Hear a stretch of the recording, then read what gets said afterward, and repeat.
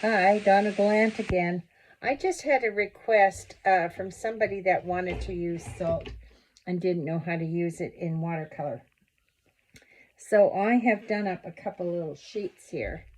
And just to show you the difference, I will do a demonstration, but first I'll show you the results. So with this page, I've used different types of salt. So this one is using sea salt. And it's a little bit different than sort of our table salt. If you can see, the sea salt is a little bit larger. Well, it seems to suck in more water or more pigment than the table salt. This one is the table salt. And this one is the coarse salt. I got another one I think is better to show you the coarse salt.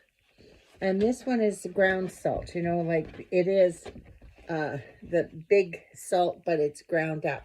And I really quite like it. It turned out so well.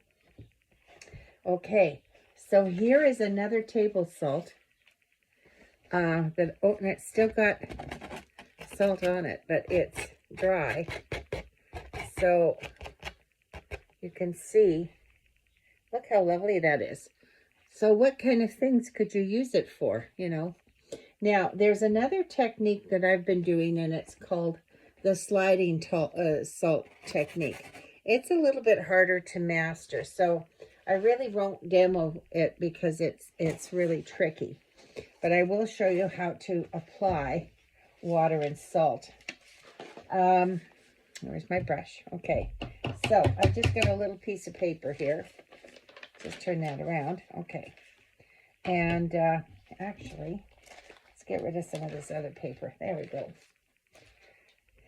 So I'm just going to put, and you don't have to dilute your, you don't have to put water on it and then your color.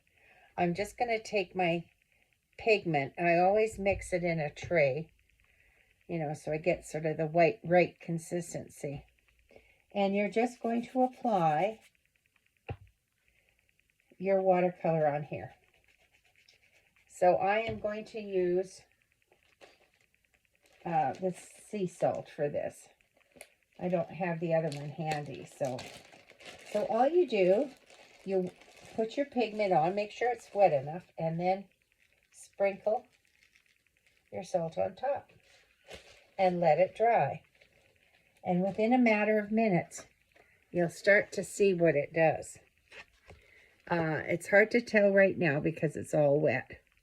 But you'll start to see it separate, and the salt sort of grabs the water and or grabs the pigment and pushes the water away.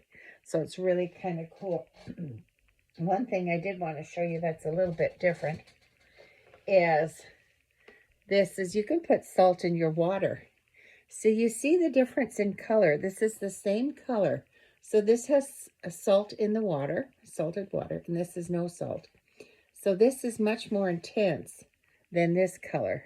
So the salt kind of tones down the color if you have it. Now, once you get all this and the salt, you brush it off once it's dry, which is what I did, okay? You end up with what they call dirty salt.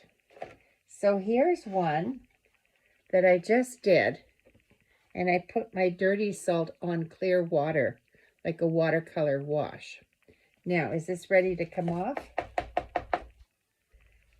It's still a little bit damp, but it will transfer. The color will transfer onto the page, but it's very, very light, very soft. Can I do this? Yeah, here, it's coming off now. This is what they call dirty salt. So it's very, very subtle. Okay. There we go. Can you see it? It's very soft. But that's another technique that you can use with your salt and watercolor. It actually works for acrylics too. Okay, press like. That was just a quick demo. Bye.